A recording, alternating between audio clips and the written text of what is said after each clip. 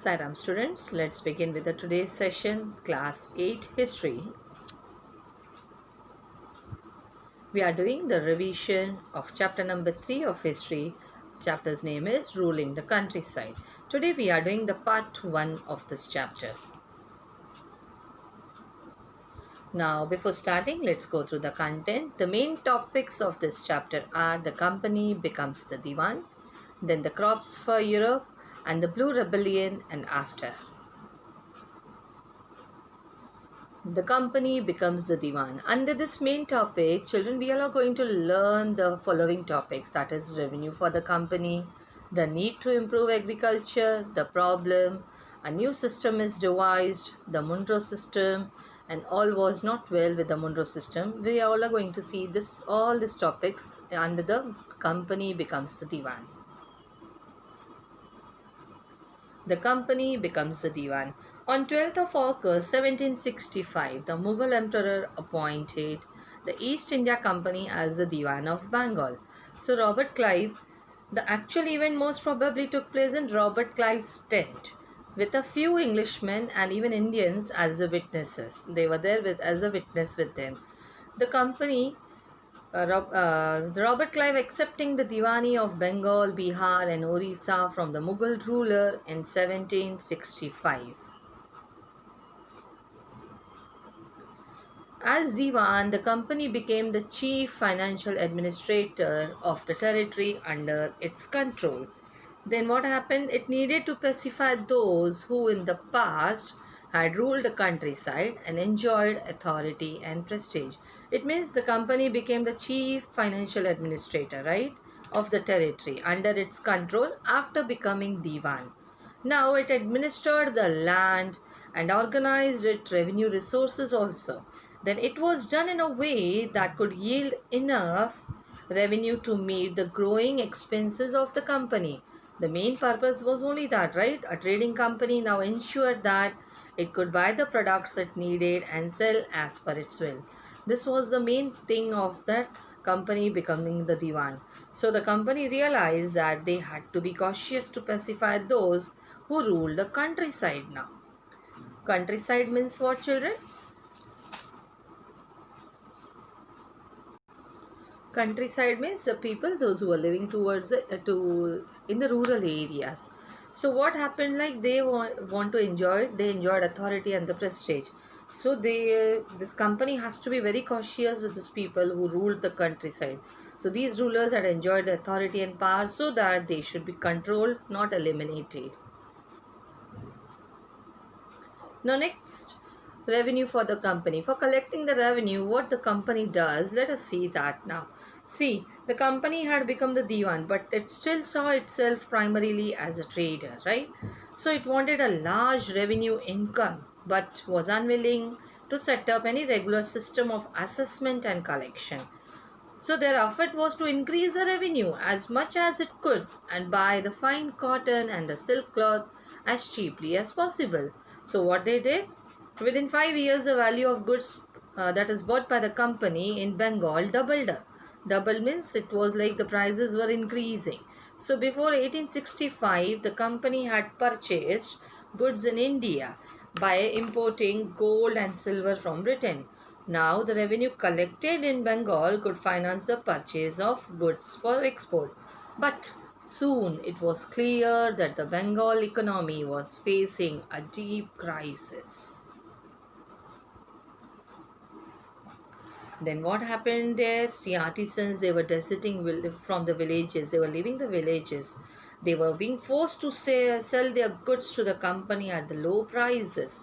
Because of this crisis that the economy of the Bengal faced, so the artisans, they were forced to sell their goods to the company at the very low prices. Peasants were unable to pay the dues also that were being demanded from them. So finally, artisans' production that was in decline, and agricultural cultivation showed signs of collapse.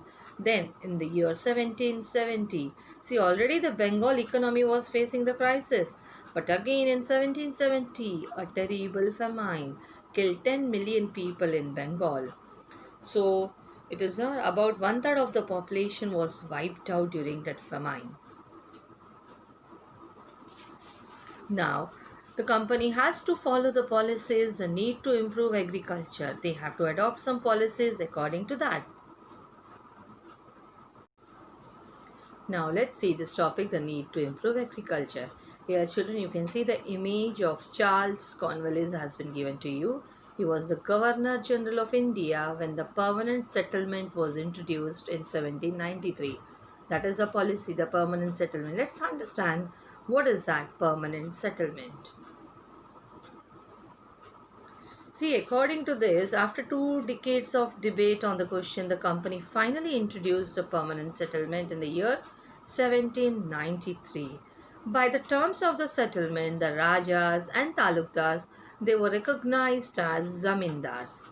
Even they were asked to collect rent from the peasants and pay revenue to the company. The amount to be paid was fixed permanently. That is, it was not to be increased even in future also. So the revenue demand, it was felt that this would ensure a regular flow of revenue into the company's coffers, and at the same time they encouraged the zamindars to invest in improving the land also. So since the revenue demand of the state would not be increased, the zamindar would benefit from increased production from the land. But again, this permanent settlement, it faced a problem. What was the problem in that? See, in the permanent settlement, like it created problems like the company officials soon discovered that the zamindars were in fact not investing in the improvement of land. The revenue that has been fixed was so high that the zamindars found it difficult to pay also. So anyone who failed to pay the revenue lost his zamindari. Even numerous zamindaris were sold off at auctions that were organized by the company. So, by the first decade of the 19th century, the situation changed. The prices in the market arose and the cultivation slowly expanded.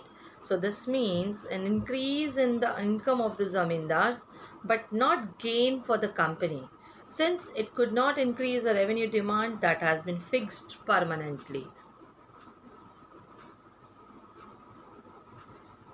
Though the income was increasing, but the company was not getting the fixed revenue, right?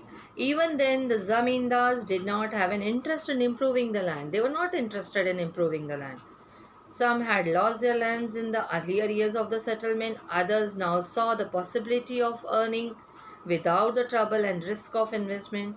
So, as long as the zamindars could give out the land to tenants and get rent, they were not interested in improving the land. So, these were the problems that were faced in the permanent settlement. On the other hand, what was happening in the villages, the cultivators, they were finding it difficult, extremely oppressive also, this permanent settlement, this system, they were finding it very oppressive. So the rent he paid to the zamindar was high, as well as his right on the land was insecure. So to pay the rent, he had to take a loan, otherwise it was not possible for him to pay. So as the amount that the rent was too high, that is the reason he has to take a loan from the money lender. And when he failed to pay the rent, he was evicted from the land, and he had to cultivate that he had cultivated for generations. So it means ultimately that person was losing the land because of this policy. So again, company thought of a new system to have a new system here. Now let's see, a new system is devised. What was that new system here now? Now let's see what is there, a new system that was devised. See, in northwestern provinces of the Bengal Presidency, an Englishman called Holt Mackenzie, he devised a new system which came into effect in the year 1822. That system was called as a Mahalwari system. Now actually what happened in the system, let's understand that.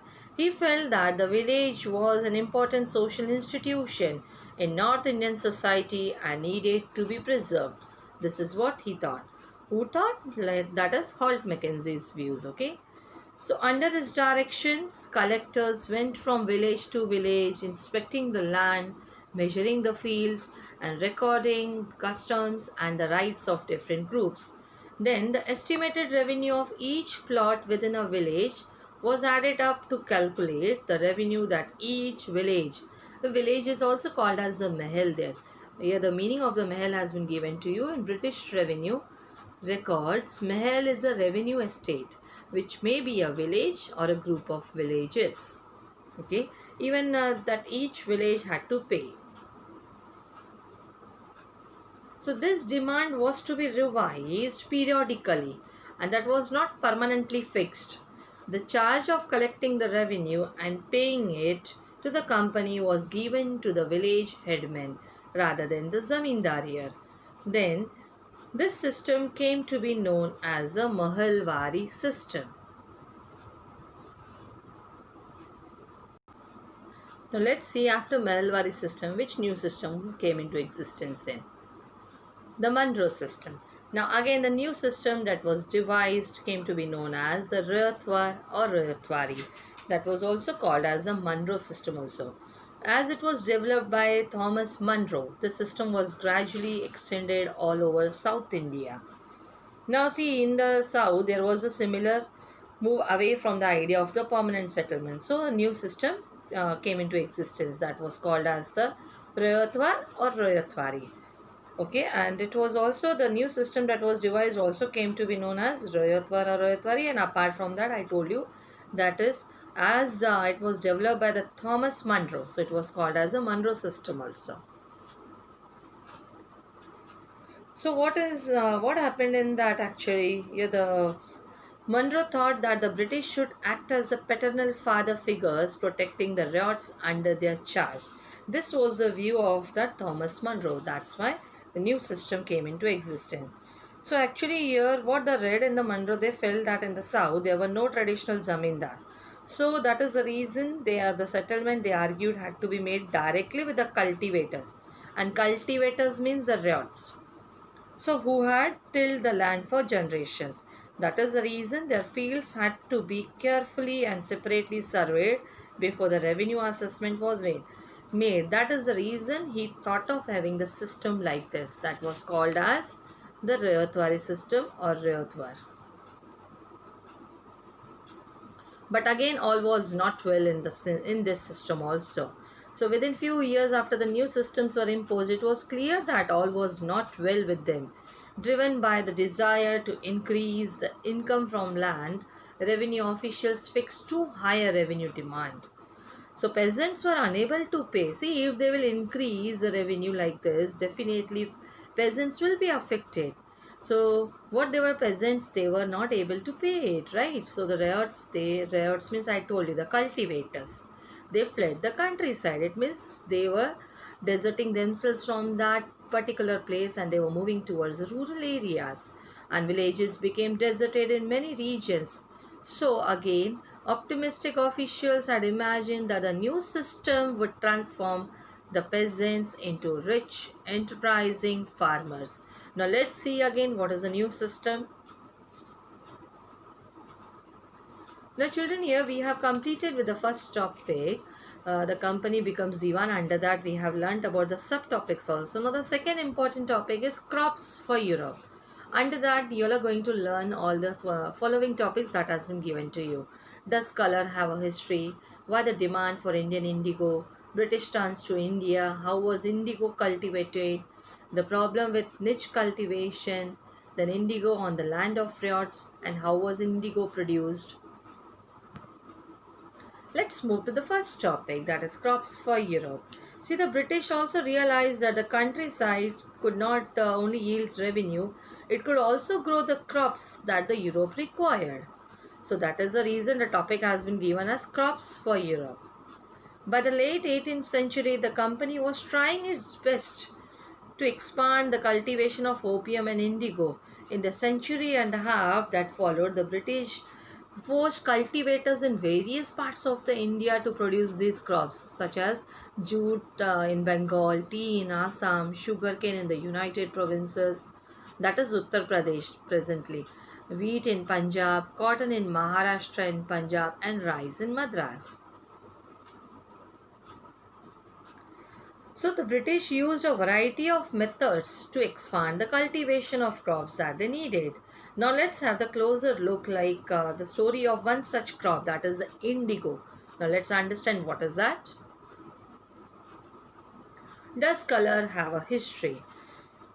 It is likely like actually it is the blue that you see. I'll show you the prints here now, that produced from a plant called indigo. It is likely that the blue dye used in the Morris prints in 19th century in Britain was manufactured from indigo plants that were cultivated in our country India.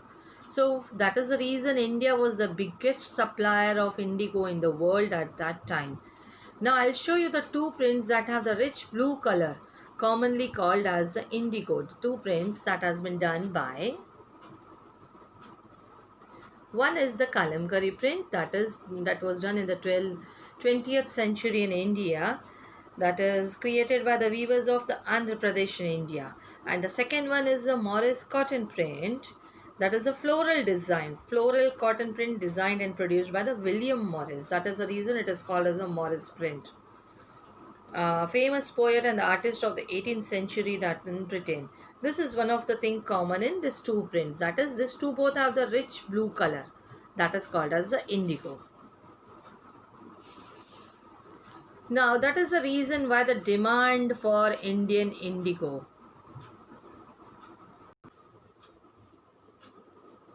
Now let's see why the demand for Indian indigo. By the 13th century, Indian indigo was being used by cloth manufacturers in Italy, France, and Britain to dye cloth. But what was happening here? See, by the 13th century, it was being used by the cloth manufacturers in many of the countries, right? But only small amount of Indian indigo could reach the European market, and whereas the prices were also very high. So the European cloth manufacturers therefore had to depend on another plant. European cloth manufacturers, they tried to find the alternative of it. That is on another plant called woad, to make the violet and blue dyes as that the indigos gives them. But then what happened there? Being a plant of the temperate zone, woad was more easily available in Europe. It was grown in the northern Italy, even southern France, and in the parts of Germany, and even in Britain. But worried by the competition from indigo and wood producers in Europe, they were pressurized the governments to ban the import of indigo. Now here they were focusing on that is the reason the French began cultivating indigo in many of the parts, and indigo plantations also came up in many parts of North America also. Now what is the meaning of plantation? Let's see that. A large farm operated by a planter employing various forms of forced labor. Plantations are associated with the production of coffee, sugarcane, tobacco, tea and cotton. So what the cloth dyers they did, however, they preferred indigo as a dye. So indigo produced a rich blue color, whereas the European manufacturers, they were depending on the wood, right? So that whereas the dye from wood was pale and dull, the effect was not at that of the indigo. So what happened there again? The cloth dryers they tried in Britain. In Britain, they were not desperately, they looked for new sources of indigo supply because they were not satisfied with the wood plant as that of the indigo plantation. That is the reason again what they saw, from where now again they have to focus towards the Indian indigo only then. So children, in today's session, in today's revision, we have seen these two topics, that is the company becomes the divan, and we started with the second topic also, that is the crops for Europe. The crops for Europe will be continuing in the next revision session. Now till then go through this revision part. The remaining part we will continue in the second part, okay? Till then, see you, take care.